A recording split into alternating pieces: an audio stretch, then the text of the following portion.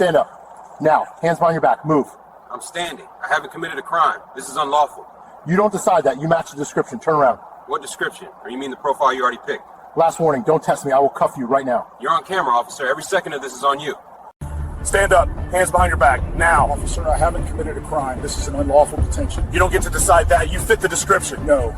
You fit the profile of an officer about to end his career. Turn around. Last warning. You're on camera. Every second of this is on you. The high-definition lens of the park security camera caught the entire scene in stark, unforgiving clarity. It recorded the rustling leaves, the ripples on the pond, and the moment a career was destroyed in real time. Officer Kyle Braden had absolutely no idea that the older black man he was approaching, the man he had already decided was a vagrant or a criminal, had spent 35 years wearing a badge commanding precincts and rewriting the very use of force policies Braden was about to violate. The man sitting on the park bench methodically tossing seeds to a gathering of mallards wasn't nervous. He wasn't looking for an escape route. He was Marcus Thorne, the retired chief of police for this very city, a man who had stared down cartel enforcers and political corruption without blinking. And now he was about to become the victim in a case that would expose the rot inside the department he once loved. Before we unravel this infuriating and ultimately satisfying chain of events, I need you to take a second. Pause right here and drop a comment telling me where you are watching from. Are you in the US, the UK, somewhere else? And if you believe that nobody is above the law, especially those sworn to enforce it, hit that subscribe button. This story is going to make your blood boil, but you need to see how it ends. It was a Tuesday morning, crisp and bright. Marcus Thorne, 64 years old, was enjoying the simple luxury of having nowhere to be. For 3 decades, his life had been governed by radio calls, budget meetings, and the relentless pressure of command. Now his biggest concern was whether the ducks at Miller's Pond were getting enough nutrition before the winter set in. He was dressed for comfort and warmth, a heavy, oversized wool coat that had seen better days. A beanie pulled low over his ears and loose-fitting, distinctively unstylish trousers. To the untrained eye, or perhaps the biased eye, he didn't look like a man with a full pension and a paid-off mortgage in the ecstatic hills. He looked like someone loitering. Thorne sat perfectly still, his breath misting in the air. He had a small paper sack of mixed grains next to him. He watched the water, his mind drifting, enjoying the silence. But the silence was about to be broken. Cruiser 4 Alpha 2 rolled slowly down the park's perimeter path. Behind the wheel was Officer Kyle Braden. At 28 years old, Braden had been on the force for 4 years, just long enough to shed his rookie status, but not long enough to gain any real wisdom. Braden was known in the precinct locker room as a hunter. He didn't wait for calls. He went looking for trouble. He prided himself on his arrest stats, viewing every interaction as a potential collar. He saw the world through a windshield of suspicion where every citizen was a suspect who just hadn't been caught yet. Braden spotted the solitary figure on the bench. He slowed the cruiser. In his mind, the narrative was already written. Lone male. Heavy coat in 50-degree weather could be concealing a weapon or contraband. Loitering in a public park during work hours. Probable drug activity or vagrancy. It was a kaleidoscope of assumptions based on nothing but optics and bias. Braden didn't see a senior citizen feeding birds. He saw a target. He pulled the cruiser to the curb tires crunching on the gravel. The dash cam was rolling. The body cam was buffering. Braden stepped out, adjusting his duty belt, his hand instinctively drifting near the grip of his service weapon, a ready stance that signaled aggression before a word was even spoken. Thorne heard the crunch of tires. He didn't turn around immediately. He knew that sound. He knew the heavy rhythmic thud of police boots on pavement. He kept feeding the ducks, his demeanor calm, waiting to see what kind of officer was approaching his blind side. "Hey, you there. Step away from the bench." The voice was loud, authoritative, and completely unnecessary for the situation. Marcus Thorne paused a handful of grain halfway to the water. He didn't jump. He didn't scramble. He slowly dusted his hands off over the grass and turned his head to look at the officer. He took in the details instantly, the slightly unpolished boots, the aggressive posture, the hand hovering near the weapon, the nameplate that read, Braden. Thorne knew the type. He had fired dozens of them over the years. "Good morning, officer," Thorne said, his voice a deep, gravelly baritone that commanded attention without shouting. "Is there a problem?"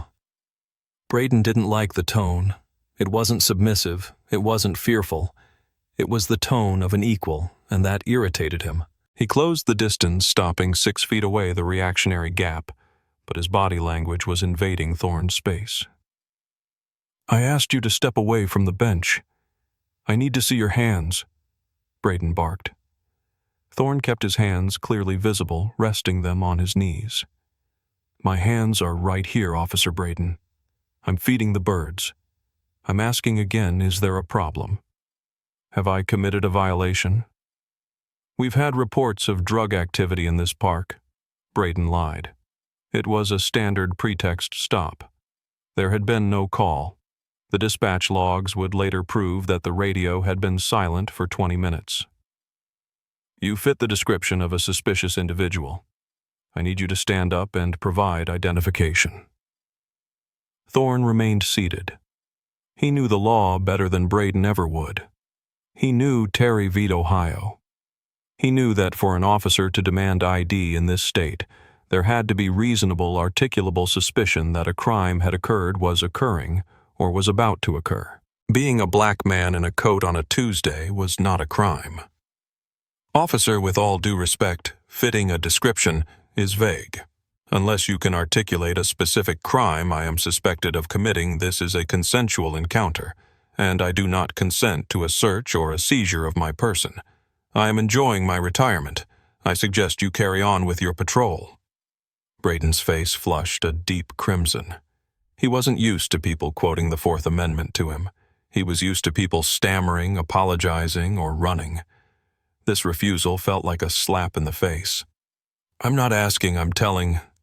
Braden stepped closer, violating the tactical gap he was supposed to maintain. "You're loitering. That's a violation. Now stand up, turn around and give me your ID, or you're going for a ride." "Loitering requires intent to commit a crime or obstruction of public passage," Thorne said, his voice dropping an octave, becoming colder. "I am sitting on a public bench in a public park. That is not loitering. That is living. I am not obligated to identify myself to you absent reasonable suspicion. You are currently escalating a non-event into a civil rights violation. I strongly advise you to rethink your next move." Thorne watched Braden's eyes. He saw the flicker of doubt quickly smothered by ego. Braden had committed. He had an audience now. A few joggers had slowed down watching. If he walked away, he looked weak. If he doubled down, he felt strong. "You want to play lawyer?" Braden sneered, reaching for his radio. "Fine. We can do this the hard way. I'm detaining you for investigation of narcotics activity and failure to identify. Stand up. Now." Thorne sighed, a sound of profound disappointment. "Officer, you are making a mistake that is going to follow you for the rest of your life. I am giving you one last chance to walk back to your car." "Get up," Braden yelled, his hand moving to his taser. The tranquility of the park had completely evaporated. The ducks, sensing the tension, had retreated into the water. About 30 feet away, a woman named Sarah Jenkins, walking her golden retriever, had stopped. She saw the aggressive stance of the young officer and the calm demeanor of the older man. She did what millions of Americans have learned to do in the last decade. She pulled out her phone and hit record. "I've got you on video," Sarah called out, her voice trembling slightly but distinct. "He's just sitting there. Leave him alone." Officer Braden glanced at her, his jaw tight. "Ma'am, back up. This is an active police investigation. Do not interfere." "I'm on public property, officer," Sarah shot back. "I'm recording for his safety." Thorne gave a small, almost imperceptible nod to Sarah. Good citizen, he thought. Keep the camera rolling. He turned his attention back to Braden. The young officer was vibrating with adrenaline, a dangerous state for someone with a badge and a gun. Thorne decided to comply physically while maintaining his legal objection. He didn't want this boy to panic and pull the trigger. "I am standing up," Thorne announced slowly. He rose from the bench, his movements deliberate and unthreatening. He towered over Braden by 2 inches, his broad shoulders filling out the wool coat. Even at 64, Thorne possessed a physical presence that commanded respect. "I am complying with your orders under duress, and clearly stating that this is an unlawful detention." "Turn around," Braden snapped, pulling his handcuffs from his belt. "Hands behind your back." "On what charge?" Thorne asked, turning slowly. "Resisting an officer, obstruction, failure to identify." Braden was listing charges that only existed because he had initiated the encounter. "It was circular logic. I am arresting you because you wouldn't let me investigate why I wanted to arrest you." "Resisting requires physical opposition," Thorne said to the air, ensuring the dash cam and Sarah's phone picked it up. "I am not resisting. Asserting my rights is not obstruction. Arizona versus Johnson.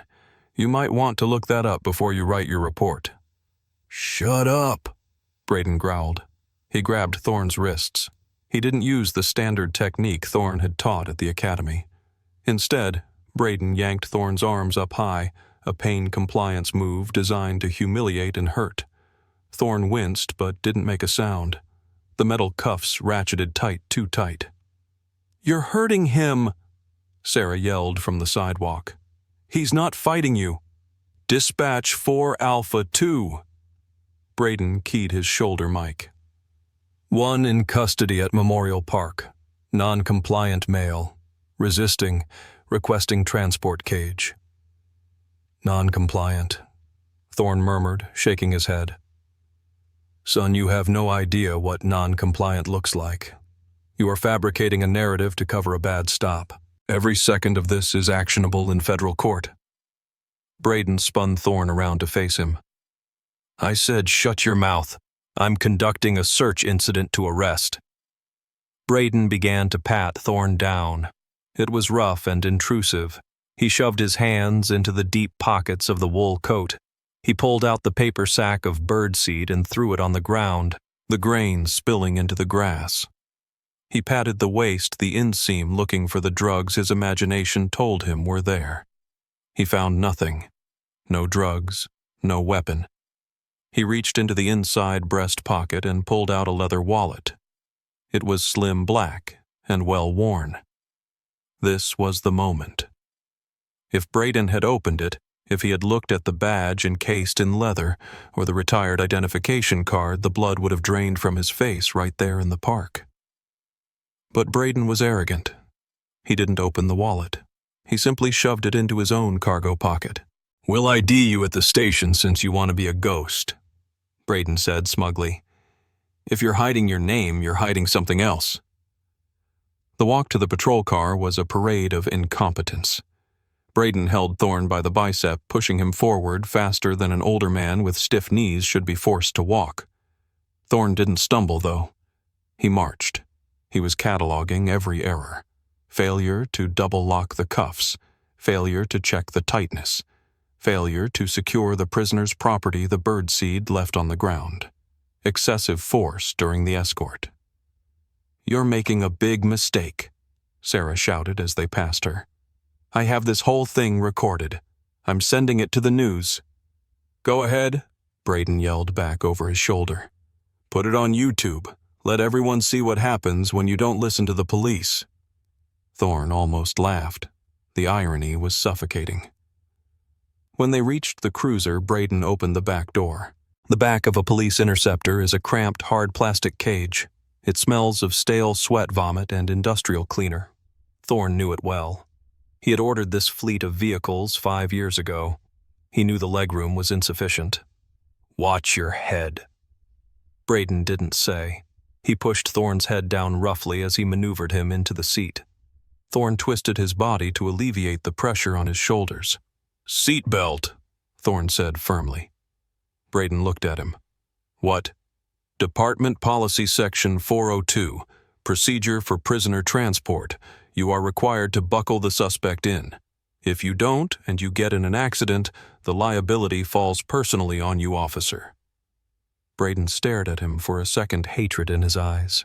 He leaned in his face, inches from Thorne's invading his space again. You know a lot about policy for a park bum. I know a lot about the law, Thorne corrected. Braden aggressively pulled the seatbelt across Thorne's chest and clicked it. He slammed the door shut harder than necessary. The thud echoed in the enclosed space. Thorne sat back against the hard plastic. His wrists were throbbing, the circulation beginning to slow. He took a deep breath, centering himself. He looked out the window at the park, at the spilled birdseed, at the woman with the phone who was now talking animatedly to someone, probably the local precinct or a lawyer. Braden got into the driver's seat. He didn't look back at his prisoner. He cranked the engine and peeled away from the curb, not checking his blind spot. Thorne noted that too. They were heading to the 12th precinct, Thorne's old house, the building where his portrait still hung in the main lobby right next to the dedication plaque. Thorne wondered who was working the desk today. If it was a rookie, this might drag on. But if it was one of the old guard, if it was Sergeant Miller or Lieutenant Kowalski. The ride was about to get very interesting. The drive to the station took 15 minutes. For 14 of those minutes, Officer Braden talked. He seemed to feel the need to justify his actions not to Thorne, but to himself, filling the silence with a lecture on civic duty. See the problem with people like you, Braden said, catching Thorne's eyes in the rearview mirror, is that you think you don't have to follow the rules. You think because you're old you get a pass. But out here, respect is earned. You respect the badge, you get respect back. You give me attitude, you get the bracelets. Thorne stared back at the reflection, his face a mask of stone. Respect is mutual, officer, and authority is not absolute. It is a trust lent to you by the citizenry. You broke that trust today. I'm keeping the streets safe, Braden scoffed. You fit the profile. High crime area, baggy clothes, loitering. If you had nothing to hide, you would have just showed me your ID. The Fourth Amendment exists to protect the innocent, not the guilty, Thorne replied calmly. I don't show ID because I live in a free country, not a police state. And baggy clothes is not a profile. It's fashion, or in my case, comfort. You profiled my skin color and my location, nothing else. Save it for the judge, Braden laughed. You're going to be processed, printed, and you'll sit in holding until you decide to tell us who you are. Maybe a night in the tank will jog your memory. Thorne closed his eyes. He wasn't sleeping. He was memorizing. Badge number 4922, Cruiser 4 Alpha 2, time of arrest, 10:14 a.m. He thought about the young officer's career. It was effectively over. Braden just didn't know it yet. There was a tragedy in that, Thorne thought.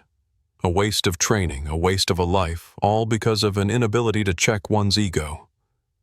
Braden drove fast, weaving slightly through traffic using his lights to push cars out of the way even though there was no emergency. Another violation. Thorne sighed. The list was getting so long he would need a notepad.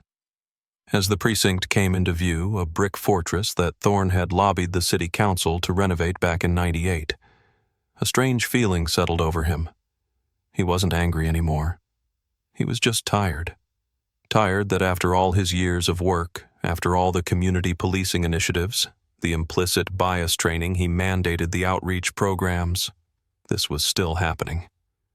The cruiser dipped down the ramp into the secure garage. The heavy steel gate rolled down behind them with a final clang. They were sealed in. End of the line, Braden announced cheerfully. Let's go get you booked, John Doe. Braden hauled Thorne out of the back seat.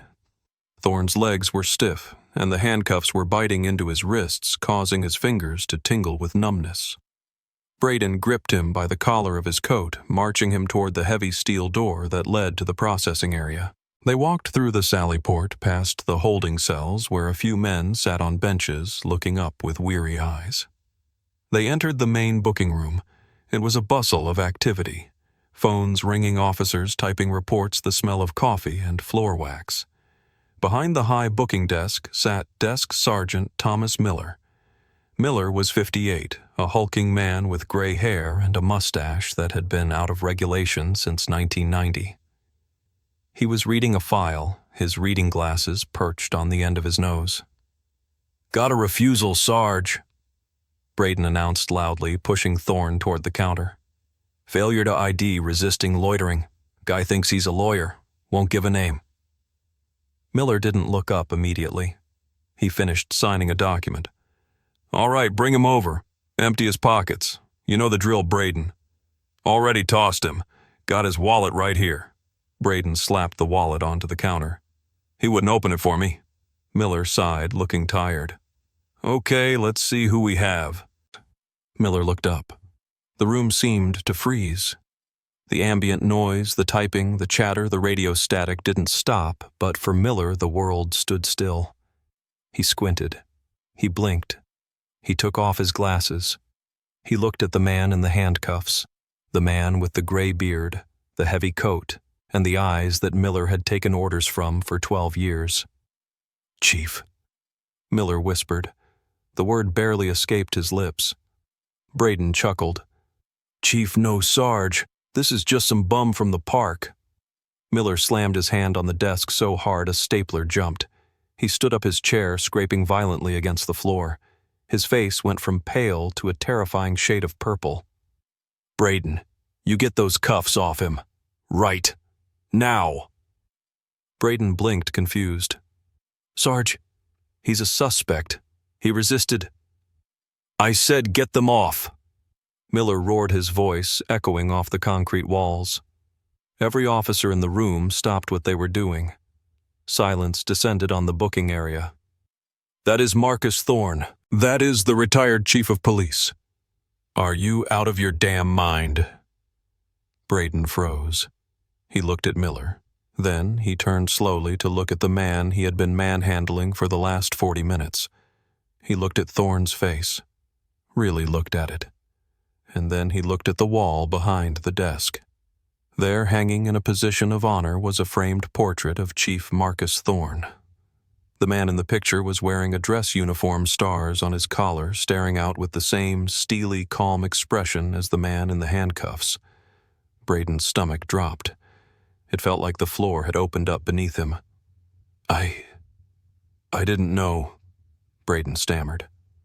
"Unlock them," Thorne said softly. It was the first time he had spoken since entering the building. His voice was quiet, but it carried the weight of a sledgehammer. Braden's hands were shaking so badly he dropped the key. It clattered on the linoleum. He scrambled to pick it up, his breath coming in short, panicked gasps. He fumbled with the lock on Thorne's left wrist. Click. Then the right. Click. Thorne rubbed his wrists. There were deep red indentations where the metal had dug in. He looked at the marks, then looked at Braden. "Sergeant Miller," Thorne said, his voice calm. "Yes, Chief." "Sir." Miller was already coming around the desk. "I am so sorry, sir. I don't know what—" "Secure Officer Braden's weapon and badge," Thorne ordered. "He is relieved of duty pending an investigation into unlawful arrest, excessive force, and civil rights violations." Braden stepped back, his hands up. "Wait, you can't? I followed protocol." "You didn't ID." "Miller," Thorne said. Miller didn't hesitate. Braden, gun and shield on the desk. "Now." The commotion had drawn attention from upstairs. The door to the administrative offices opened, and Captain Reynolds and the current chief of police, David Alvarez, came rushing down the stairs. Alvarez had been a lieutenant under Thorne. Thorne had mentored him, recommended him for the top job. "What is going on down here?" Chief Alvarez demanded. He saw the scene, his officers standing around frozen Braden looking like he was about to vomit, and Marcus Thorne, his mentor, rubbing bruised wrists in the middle of the booking room. "Marcus." Alvarez hurried over. My God, what happened? One of your officers decided the Fourth Amendment was optional today. David? Thorne said, his tone conversational but laced with steel. Chief Alvarez turned to Braden. The look on his face was enough to wither a plant. Officer Braden, report, now. Braden tried to speak, but his voice cracked. Sir, I made a stop at the park. Suspicious person. He refused ID. I arrested him for obstruction. Did you have reasonable suspicion? Alvarez asked. Did you have a crime? He was wearing a coat. In the park. It looked suspicious. He was feeding the ducks, David. Thorne interrupted. I was sitting on a bench. He approached me, escalated, immediately refused to articulate a crime, and arrested me when I asserted my rights. Alvarez picked up the wallet from the counter. He opened it. He pulled out the retired credentials. He looked at Braden. You didn't check his wallet. I was going to do it at booking. You arrested a man for failure to identify, and you had his ID in your pocket for 20 minutes. Alvarez shook his head in disbelief. That is a deprivation of rights under color of law. That is a federal offense, son. Alvarez turned to Miller. Put Braden in interview room 1. He doesn't talk to anyone until Internal Affairs gets here. Call the union rep, tell them we have a gross misconduct situation. Yes, sir. Miller took Braden by the arm firmly but legally and led the shell-shocked officer away. Braden walked like a zombie, his career flashing before his eyes. Alvarez turned back to Thorne. Marcus, come upstairs. Let's get you some ice. We can... No, David. Thorne held up a hand. I'm not going upstairs for coffee. I want this documented. I want the body cam footage pulled immediately before it gets corrupted. I want the dash cam. I want the logs. You know we wouldn't hide this, Alvarez said, looking hurt. I know you wouldn't, Thorne said gently. But the system protects its own. And today I wasn't the chief. I was just a black man in a park. If I hadn't been me, if I had been a 19-year-old kid with no knowledge of the law, I'd be in a cell right now with a resisting charge that would ruin my future. We aren't sweeping this under the rug. We won't, Alvarez promised. I'll initiate a Level 1 investigation personally. Good. Thorne nodded. Now I'll take that ice. The investigation was swift and brutal. The video footage from Sarah Jenkins went viral before the police even released their statement. Millions of people watched a young, aggressive officer manhandle a calm, elderly man. When the news broke that the elderly man was the retired police chief, the national media descended on the city. The body camera footage was even worse for Braden. It showed the sneering, the disrespect, and the complete lack of legal justification. It showed a power trip, pure and simple. Kyle Braden was terminated 3 weeks later.